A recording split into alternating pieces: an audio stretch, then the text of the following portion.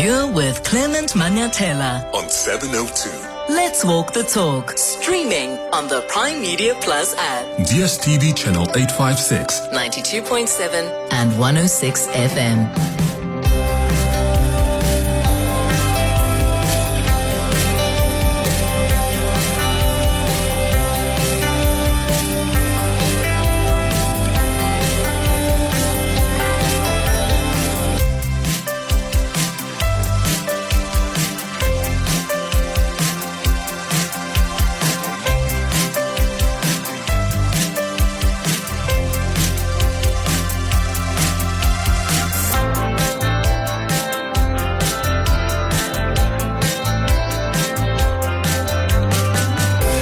Minutes after 9 o'clock. Dumelang, happy Monday. Welcome to the Clement Manyathela show.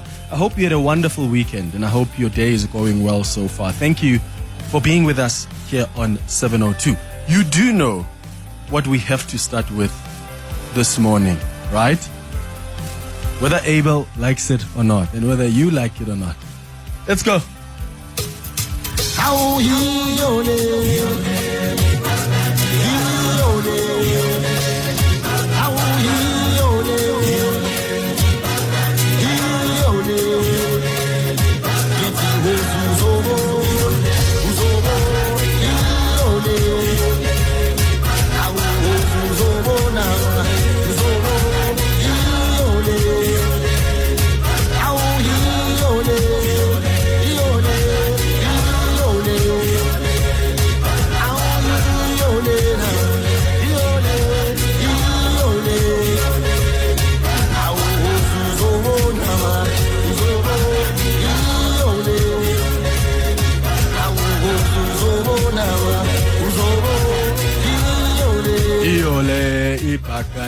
Oh man, Pirates.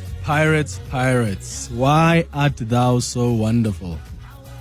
We have proven once again that we're still very much in the PSL title race.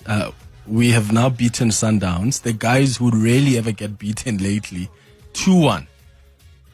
What that means, my friends, is that we're now 15 points behind these guys at second place with 4 games in hand. If we win those games, we could cut the gap to just about 3 or so points. And I believe that it's possible. And I did predict this on Friday while speaking to Cindy Poluta on the breakfast show that we're going to win 2-1. Remember that? So Orlando Pirates have a huge game on Sunday at FNB Stadium. Strange venue. They have been talking about it, why they're hosting at FNB, but I think it's because of the magnitude of the event, right? Yeah, I'm hopeful. Hopeful. Yeah, we're gonna pull through. We're gonna show some strength on the pitch. Like a draw. No. You'll be happy with the draw. 2-1. 2-1 to Pirates. Win. Yeah. Are you working on Monday morning here? Yes, and you can bring 1,000 rand. Won't bet money. I'll never bet money. But I think that's a very big claim. You think? 100%. I think it's going to be a great game, though. Yeah. Yeah. You know, I would be rich if I was collecting money. The last time I bet with Mendy, and guys, so you know, Mendy still hasn't paid me. Please, can you guys put pressure on her? Maybe hashtag Clement, Mendy pay Clement. Because she still hasn't paid me. And I won the last bet. And what Cindy didn't know is that she's talking to the prophet. Yeah, you can call me Papa Clement or the major one, the major prophet. I think I've predicted several results over the years on this show, and I think it's probably time that I use this prophecy to win some lotto. Honestly, it's got to benefit me somehow. Let me know what you thought of the game on 011-883-070, 011-883-0702. The WhatsApp line is 0727021702. Did you watch that dramatic opening as well of the Grand Prix of the year? I woke up very early yesterday to catch it. There was so much drama from the formation lab, a dramatic start to the race because of the rain.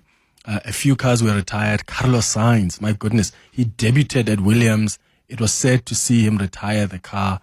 But basically, the summary of that race, and I tweeted the same thing yesterday, was that Lando Norris deserved the win. He was brilliant. This man is on course to win this season. Watch out for him. I think we're about to enter a Norris subsequent season of wins. I felt so bad for Oscar Piastri. That's his home Grand Prix, and for mistakes to happen like that and for you to be out, it's bad, because then that pushed him lower. One thing that his team was weird on, though, was when they told him not to race Lando Norris. Remember, when he was like 2 seconds or so behind Lando, if not one, only to tell him, oh, now you are free to race, because he had made a mistake and he was far behind Lando Norris. Lewis Hamilton, I think Lewis Hamilton has to start racing. He better get on with racing. I'm tired of excuses. I know he's still learning the car. There was a practice session before the season started. This past weekend, there was practice and qualifying as well. We need him to compete now. I'm tired of the excuses. He said he needed a faster car. He has it now. He needs to perform. No more excuses. And I do think that he was failed by the strategy of Ferrari yesterday. And I know some people disagree with me on this, but I don't understand why Ferrari didn't take a gamble with Lewis when he led the race. I think he could have used his experience to navigate the wet track. A gamble is a gamble. Or at the very least, they should have pitted him much earlier. That was a moment there for Ferrari that needed strategic direction. I was also happy for Andrea Antonelli. He had a brilliant debut at Mercedes. And of course, Max Verstappen was just great, as always. What are your reflections on that opening Grand Prix season? Give me a call or send me a WhatsApp voice note. That's the sporting front. On the news front, our ambassador to the US has been expelled, Ambassador Ebrahim Rasool. He's actually coming back home soon, if he's not already on a flight, because he said something which I think is undiplomatic, and I wonder what your thoughts are. He said something undiplomatic about the president of his host country. And I wonder if you think this punishment of expelling him is actually equal to the crime. And if you agree with how the US handled it, do you? I'm going to play you a clip of what he said in a moment, and I would like your thoughts on it. Clement Manyathela, streaming on the Prime Media Plus app. DSTV channel 856 92.7 and 106 FM. Good morning, Clement and dear listeners. Clement, I just want to say I'm very happy with Orlando Pirates finally beating Sundowns. Yeah, it's been a long time, man. 10 games, it's no funny business. I also think this is Sundowns' first defeat of the season. So we've come a long way, and I'm just happy, and I just hope we build from this momentum. I just hope the team doesn't disappoint me, building a big team like Sundowns, and then we end up losing to a small team. I just hope they keep the momentum and take the title race to the wire. Just what I'm wishing, and hopefully we can win it in the end. Thanks, Clement. Gracious as always. Good morning, Clement. Good morning, Clement. Yeah. You are very partial. When Sundowns wallop Pirates 4-1, you didn't play that song. Kabu Yellow. You seem to be very partial. Anyway, we lost, but we're still hopeful for the league title. Thank you. I'm from Dobsonville. Hi, Abel. Flores here from the Western Cape. If you're looking for the meaning of the word favoritism, then you will see the name Clement next to it. Bye. I'm just excited, guys. When you guys are excited about Chiefs or Sundowns winning, we allow you. So allow us. Morning, Clement. I also woke up early to catch the race. It was chaotic. I mean, from the word go, it was just so chaotic, and I could tell from that, okay, we are going to be heartbroken. Nonetheless, I think that we must look out for Oscar. Oscar is going to give Lando a big headache. I promise you. People are putting their bets on Lando, but Oscar is really going to give Lando a headache. I mean, see how he was almost about to overtake, and then they put team orders. Can you imagine how many times that is going to happen? Anyway, my beloved Ferrari. We have to give them time. I think the car is there. It just needs a little bit of adjustments to our guy, and they will be back in the race and in contention for the constructors. I'm not sure about a win, but for constructors, they must watch out for Ferrari. Yeah, I don't think we've got time, guys. And I think, and please don't get me wrong. I'm still a big supporter of Lewis Hamilton, but I have a healthy relationship with my fan base, or whatever you want to call it, with him. I can criticize him. He's going to frustrate me and he's going to make me happy. At this moment, I'm just tired of excuses. And I've said this to you last year. I just think Lewis has so many things going on. Can he easy up on fashion? We'll see later. All these other things. Let's focus on the game. We need you to win just the last season. Just one season. You have set the world record. You can go do whatever you want and retire. But that needs specific focus. And I feel like we always come up with excuses for him. Oh, the car is not good. Okay, he's got a fast car now. How do you explain that? And yes, I know there are other metrics here. Ferrari failed him with strategy yesterday. But can we be real here? Antonelli he debuted in Mercedes. He was brilliant. There are some people who also are driving cars for the first time, and they're doing okay. So we don't have time for Lewis Hamilton to be learning a car. There was practice before the season started, where they were testing cars. There was practice and qualifying this past weekend. He needs to get on with it. I didn't buy those Ferrari t-shirts that are so expensive. For what? Let go of my Mercedes merchandise. No ways, man. Yo, good morning, Mr. Clay. Hope you're well. I was so disappointed with Ferrari this weekend, particularly with Lewis. I understand the conditions were very tricky. I understand that McLaren is extremely fast this season. They're just continuing from last year. But Norris, under those same conditions, he did very well.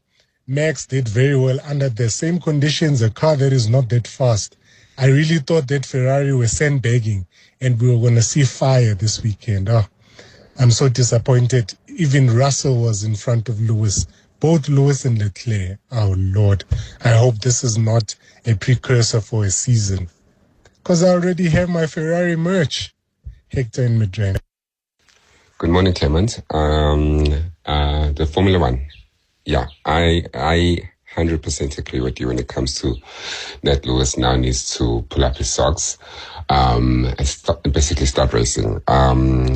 Yes, we do understand that it's first time in the car, driving in a race, but now we literally need him to showcase his skill.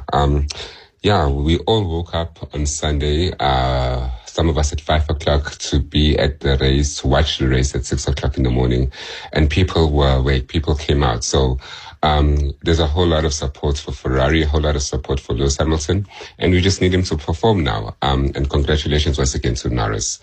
Thanks. Simpure here, Santon. Your voice. Your station. Your open line. Walk the talk with Clement Manyathela. On 702. 21 minutes after 9 o'clock. All right. The U.S. Ambassador, Ebrahim Rasool, is coming back home. There are comments that he made a couple of days ago that led to his expulsion. If you missed it, here's what he said. I think what Donald Trump is launching is an assault on incumbency, those who are in power, by mobilizing a supremacism against the incumbency at home, and I think I've illustrated abroad as well. So in terms of that, the supremacist assault on incumbency, we see it in the domestic politics of the great, again, movement as a response, not simply to a supremacist instinct, but to very clear data that shows great demographic shifts in the USA, in which the voting electorate in the USA is projected to become 48% white, and that the possibility of a majority of minorities is looming on the horizon. And so that needs to be factored in so that we understand some of the things that we think are instinctive, nativist, racist things. I think that there's data that, for example, would support that would go to this wall being built, the deportation movement, etc., etc. So I think I mentioned that. Yeah. So he was speaking during a webinar with Mistra. And I think what he said was undiplomatic. I think it's an own goal. He basically said that Trump was leading a white supremacist movement in America and the world. Whether you agree with what he said or not, that is considered a breach of diplomatic protocol for an ambassador to publicly comment on or pass judgment about the internal affairs of the host country.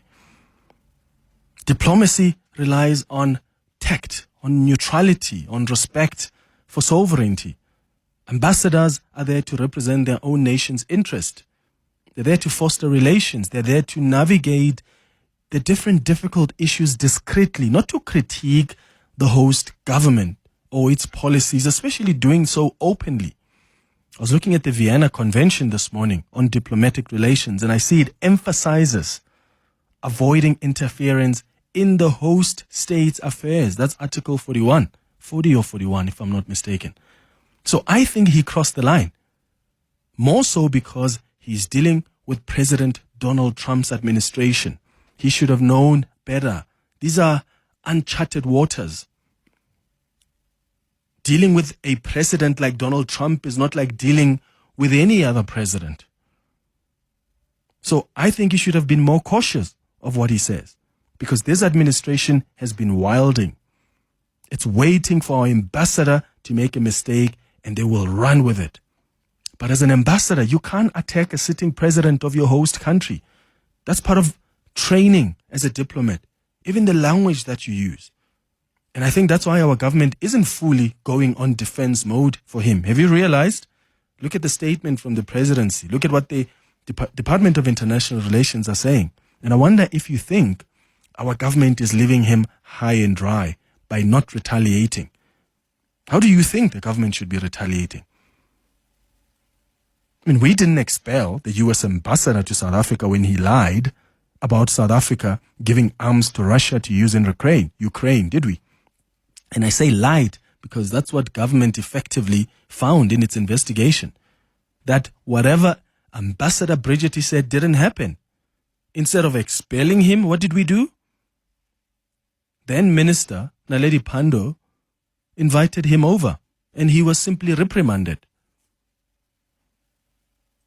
And the president at the time chose this is a constructive approach that we must take because it's going to let South Africa remain engaged with the US. Sure, that's great, but that's not the courtesy that we're being afforded now. In this case, they've just expelled him. And I hear that he was on the verge of engaging with strategic officials in the Trump administration. But let's be honest, they were already watching him like a hawk. Remember, this is a man who's always been vocal about his support for Palestine. That's the man who still supports Palestine. He's always been clear of his views of what's happening in the Middle East. And I think at some point this was going to happen. Even if he didn't speak at this webinar, there was going to be a thing that they wait for where they're going to go, that's it, we got him. I mean, this is someone who was an incredible ambassador. Remember his first stint as ambassador to the US. He was decent. He was great. That's why he was reappointed now. And maybe this time around he failed to read the room.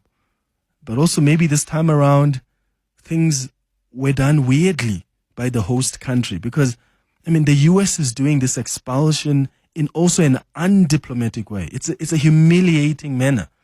And I suspect the US just wants to make an example of South Africa. It wants to send a message, probably to the rest of the developing world, that there are consequences for challenging US interests and their international or political agenda. I think this is so much more about that than anything else. And I wonder when the next person who's appointed and their person has to go present their credentials there, will the US want to have a say? I'm not sure, in diplomatic circles how that works. And I'll ask the Department of International Relations at 10 o'clock. Are they going to want to have a say? Are they going to go and check, this person has said something, has criticized America before, therefore we don't think he's suited here in the country? It's going to be really difficult to navigate these diplomatic relations with the US. I'm interested in your thoughts on 011 883-0702. You can send a WhatsApp on 072-702-1702. I do think that there are processes that get followed. Normally, the US could have communicated to our government about their unhappiness about the comments that the ambassador has made. They could have called him into a meeting to explain himself, but that's not where we are. We're already dealing with hostility. That's why I'm saying, yes, it may not have been this webinar. Let's say the ambassador didn't speak here. I bet you there was going to be a moment where they go and find that and say, we got them. You are wrong here and we want you out of this country. This is sending our relations with the US to a completely new low. And how we respond is absolutely going to matter. Let's start with Fabian, who's calling us from Annandale. Fabian, what are your thoughts on this? Good morning. Clement, the US is not what it used to be. The rest of the world is also not what it used to be.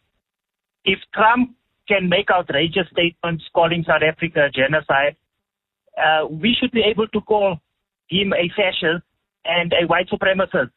Now, the US government is very immature, and Trump is not a normal, usual person. So it's not the diplomacy as usual, right?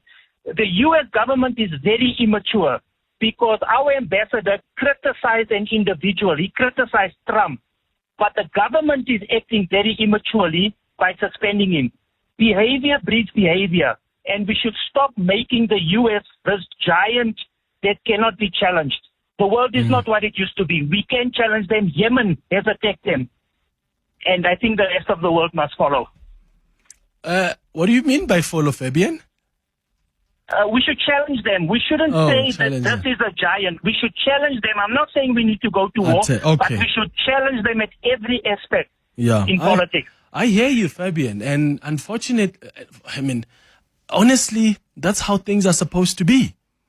That's why I've often spoken on the show about beware of the danger of allowing ourselves to be bullied.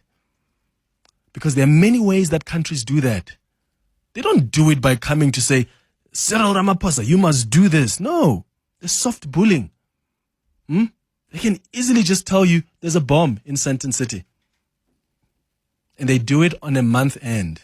The most busiest economic time. And I'm not suggesting that's what the US has done in the past. Yeah? I'm just giving an example here. They'll say that bomb in Sandton, the middle of Sandton. That's the most busiest economic. You know what happened that weekend? People don't go shopping. The economy becomes disrupted. The Minister of State Security will come down, do a walkabout to try and assure people that you are safe, it's okay.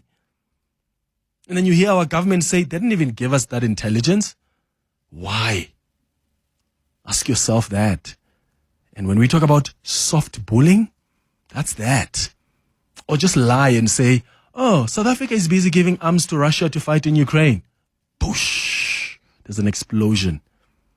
How dare South Africa do that? There's a response. You do an investigation, you find that never happened. What do you call that? Your ambassador makes a mistake. And I do think it's undiplomatic. It's wrong. I support Ebrahim Rasool as a South African, but that doesn't mean that I don't see the mistakes he makes. But even with that, not even a letter. I wonder if they've already sent a formal communication to our government about this ambassador's expulsion, or it was just announced on Twitter. All of these things, my friends, are meant to send a message. They don't just happen. They really don't just happen. So how do we respond to this superpower? It's 9:32. Your voice. Your station. Your open line. Walk the talk with Clement Manyathela on 702. 22 minutes before 10 o'clock. This is the 702 open line. We're taking your calls on 011-883-0702. I've been taking your voice notes about the sporting weekend. In fact, I forgot about Omdidam. If you did Omdidam this past Saturday, how was it? Congratulations. If you made it. If you didn't make it, that's also okay because it was quite tough. I got a message from someone on the WhatsApp line who says, Clement, about Omdidam ultramarathon. I had a bad experience. My period started while I was already in the marathon. I ran the first 21 Ks, and it was just so hectic for me. I stopped, and I was helped by the ladies. Big ups to them. They really helped me, and I continued with the run, but I was quite embarrassed. I had to slow down until the finish. My goodness, the fact that you still managed to get to the finish, that's quite incredible. Yeah, we ran a 50-kilometer, this ultra marathon in Omdidam on Saturday. It was lovely. It was great. But it was also tough. Yeah. But I always say, if you have survived Sarki, then you're good. This is part of our training towards, comrades in June. Also, Formula One and Pirates. I've also been getting your reflections this morning about that. Good morning, Clement. Lindy, we're here from Johannesburg. I just want to take my words back. I don't know if my voice note got played on Friday after your prediction. I am a Orlando Pirates supporter, but I disputed the 2-1 prediction. So I want to take those words back and say, sorry, Clement, you were right. We are happy people. We won and have a lovely week ahead. Thanks, Clement. Hey, Clement, on this sports mix back, no, man, give Lewis a chance, man. It is difficult. And if you listen to all the professionals, F1 drivers, is doing practice and qualifying and all those things is different than in a race, eh? Because the car setup is also different. And the steering, what is these? Let's call it the modes that you use to overtake, etc., etc. It's difficult. Give him 3-4 races, I think is going to be there. Yeah, on the soccer front, mixed bag for myself. Maybe you must tell me, man, because I'm not sure if we're going to be able to make this one. Liverpool, yeah, they're stressing us out. Yeah, I'm just hopeful that the 12 points is going to be enough. And then, yes, on the Pirates front, let's hope. Yes, still a mountain to climb with the number of games that we have. And, yeah, Sundowns is a good team. But, yeah, hopefully those 3 points, hopefully they can get 2 draws and then we win the league as well. Sure, Pan in Brakpan. I hope so too, Pan. I really hope so too. We're also talking about this decision by the US to expel our ambassador. Someone tweeted, let me read this tweet for you. It says, the irony is glaring. Washington's accusation of race baiting against South Africa feels like projection. This isn't about racial division. It's about bearing the ICJ case in controversy. The strategy is clear. Distract, discredit, and divert. And then I saw someone else saying that, Clement, I really think that flags must fly high, commending Ebrahim Rasool for his moral stand and incisive analysis of this racist Make America Great Again campaign. Yeah, look, that's why I said you can agree or disagree with Ambassador Ebrahim Rasool, but let's just be honest about where we find ourselves now. Is when you are in that position, right? You can look at the Vienna Convention, you can look at the training of ambassadors. This is what they train them to do. You do not want to find yourself in a situation where you are attacking the president of your host country. Even Ambassador Bridget didn't do that. He didn't do that. And I've interviewed him several times where I was trying to get his thoughts on what's happening here. And he's always said, that's not my place. He did go and lie about us giving arms to Russia based on the investigation the South African government did. But if you remember, he's always been very careful not to opine on internal policies of the host country. Your job is to navigate the waters. Your job is to try and find diplomacy as the solution. The Secretary of State in the US, Marco Rubio, tweeted this: South Africa's ambassador to the United States is no longer welcome in our great country. Ebrahim Rasool is a race-baiting politician who hates America and hates the President Trump. We have nothing to discuss with him, and so he's considered persona non grata, which is why I've asked the next person who replaces him, how easy or difficult is it going to be when we present those credentials to the US? Because they may very well say, give us some time, and they go check. If that person has maybe said something about the US before, where does that leave us? And how contrived and constrained and then is the next ambassador are going to be, and how they manage those relations. Let's get your thoughts now. Naledi, are you calling us? Naledi, you are calling us from Rustenburg. You're live on air now. Good morning. Morning, Clement. My contribution is regarding Mr. Rasool. I think our government must relax and calm the muddy waters and get some ball who's professional. That we've got the youngsters who went to university, did the diplomacy degrees and all those things. Get one who's not affiliated to any political party, who's neutral, who represents our country, and clean the mess which has been done. We all do mistakes. It's just that it happened. It already happened. But at the end of the day, it's our son. We welcome him. We all make mistakes. Let's get somebody. And honestly, the president might just wait. That president is going to mend all the mistakes which have done. We are doing business with the Americans, and you can't do it alone. So youngsters are there who understand the psychology and everything, and they will know that they are going to deal with what kind of a president. Do you have a youngster, Naledi? Raise our flag high again. Do you have a youngster in mind that you think could have helped, could navigate these waters much better? You know, when you go to university, you learn theory. Practically, you learn on the road. But at the end of the day, they went to university. They learn. They know the ethics, what we are supposed to do and not. As much as you mentioned the Vienna Convention, the law, the rules and regulations of the ambassador. So Mr. Rasool messed it up somewhere. He was thinking of politics somewhere, and that's where the mistakes happen. Yeah, politics and emotions are absolutely out of the way. Naledi, thank you for your thoughts in Rustenburg. I don't know if I agree with this perception of a young person who could have handled it better. I do think that you need someone with experience. I mean, the US is who's our biggest trading partner? I think it's China, then the European Union. US is number 3. Yeah. So it's China, then it's the European US. US is number 3. That is still significant though. So when you're dealing with a country where tensions are so high, where there's hostility, right? Where relations are at an all-time low, you need someone with experience. You need someone who's also not going to be bullied, who is able to be diplomatic in their tone while also still putting their foot down and standing firm on the protection of the sovereignty of the state that they represent.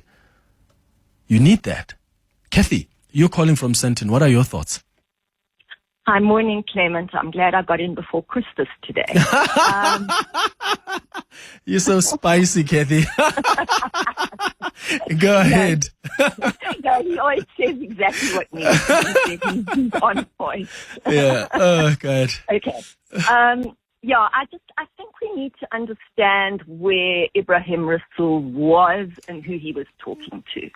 He said he was on a MISTRA webinar. MISTRA is very specifically an academic think tank that comes from a particular framework. Okay. And so he was talking to his audience. His audience was signed up and received the Zoom link. Okay. It was 4 a.m. for him, and he began by saying, I was listening, so that's why I'm speaking like that. He began by saying, I'm going to cut out a lot of elegance, but look for your understanding, which was very genteel, and his turn of phrase was genteel. Then when he got into his analysis, he adopted what is now somewhat ultra in terms of its ideological position, but he used an ideological position that was part and parcel of the struggle. Okay. And in his truth calling of MAGA being a white fascist organization, he's right. And Trump has come onto the global stage trumpeting that particular ideology. where we need to be very careful while adhering to understanding the norms of diplomacy and the protocols of diplomacy. Where we've got to be so careful is that this world has now taken on the normative bullying language of Twitter X and Trump. And we now accept that this is the way to behave. I searched mainstream media. Well, okay, let me just say CNN yesterday, well, as an example, but even one of our local stations, where the norm now is, even though people may be anti-Trump's behavior, we're not really understanding that you don't run a country from Truth Social or Twitter. Absolutely. You don't bully people. And we are now climbing into a man who knew his market, knew his audience, and frankly has an outmoded ideological framework, but was using it with the market that is used to that framework. So I think we mustn't confuse what was almost in salon discussion, which Trump doesn't understand, with protocols which I don't think Rasool would have used in a much more public forum. Yeah. Having said that, I think, yes, we do need somebody who understands Trump, but who on earth can? Who on earth can do that, Kathy? Good luck finding someone like that. And finally, we've got to fight Trump. We've got to fight Trump. We've got to fight the norms of Trump. He's taken over our social media. He's used algorithms to win his last election through Cambridge Analytica. Please, as media, also, we've got to keep that top of mind. Thank you, as always, for your brilliance and your wonderful brain. Thank you, Kathy, for your contribution. Who's going to? Kathy is right about Trump and finding someone who understands him. Who? You can send Thabo Mbeki, the president, there. You think Trump cares? It's only been how many weeks of the Trump administration? 6, 7, 8? And here we are. What's going to be happening in 2 years, guys? And I'm not just talking for us. I'm talking for Americans. I'm talking for the rest of the world. What's going to happen in 2 years' time? AB, you are in Durban, in KwaZulu-Natal. What do you think? Well, on the last point, 27 psychiatrists have already issued a report saying that Trump is a nutcase. Anyway, my point is this. South Africa said to hell with diplomacy and not upsetting the U.S. by taking Israel to the ICJ. That got the pro-Israel lobby into overdrive and put us in the dog box immediately. Secondly, South Africa told Elon Musk that it is a no-no about his Starlink company operating in South Africa unless he abides by the black empowerment quota requirement. And that made him very, very angry. And then he said, remarkably, that South Africa is racist. And he has Trump's ear. Thirdly, Trump expressed his anger about the story that our government is busy confiscating white land. And the worst one is that Ebrahim Rasool has been waiting and waiting for an appointment at the White House, whereas the DA and AfriForum managed to meet the top Trump officials. I think in the end, Rasool went for broke and thought, well, to hell with Donald and Goofy. Goofy, of course, is Elon Musk. Stuffed the diplomacy, and he said what he said about white supremacy and knew he will be sent home.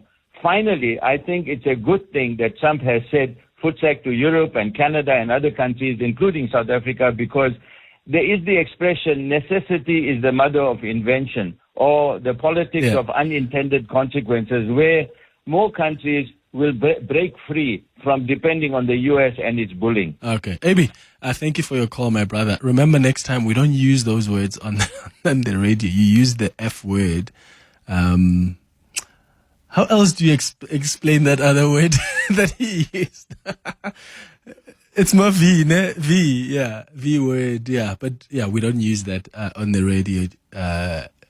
So I apologize on behalf of AB for that. Okay, let's go to some WhatsApps now on 072-702-1702. Clement, I totally believe that our ambassador, Ebrahim Rasool, was totally out of order. Not only did he neglect his diplomatic responsibilities, but he couldn't even bother to check the temperature of the relationship between Cyril and Trump. Okay, because he's there to mend the relationship, because that's what Cyril is doing so far, to mend the relationship between South Africa and the US. And this guy just brought the house down, you see, swimming totally opposite from Cyril Ramaphosa. Moses. Morning, Clement. Ebrahim Rasool's expulsion has got nothing to do with anything except Israel. Trump is surrounded by South African expats or people with ties to South Africa who are Israeli supporters and Israeli yes men like Elon Musk. And that's all that this has got anything to do with. When the American ambassador, Ruben Brigitte, told lies about that Russian ship, do you remember that? He lied about that arms deal or whatever, and nothing ever happened to him. He lied. He flat out lied. Never presented any proof. We didn't go and expel him from the country and so on. America is throwing its weight around because they're trying to send a message that, oh, look, we have Israel's back. Nevertheless, whatever the ambassador said, probably he knew very well that the horse had bolted. He knew Trump was about to pull the trigger one way or the other. He was bound to find any reason for that, considering his temperament right now and his attitude towards South Africa. So I think the ambassador spoke out the truth because he knew there was nothing to save anymore. He just had to go out there and tell it as it is, because he is not lying in a way. I mean, I don't think he is. It's just that, like you are saying, he, as an ambassador, you cannot talk like that about your host. But when the host has bolted, I mean, what's the point? What are you holding back for? Good morning, Clement and the team, 702 and Clem. I fully concur with your utterances pertaining to the ambassador's comments. I understand that potentially he was trying to denounce Trump personally, but ultimately you denounce Trump, you are shooting at the entire U.S. We can afford that. For an ambassador, I was actually anticipating him to know better. You don't just say things glibly, without having thought through what it is you want to put across, especially as a diplomat. No, man. Joel from Kempton Park, have a splendid Monday. Yeah, Joel, and especially also because you are dealing with a different country.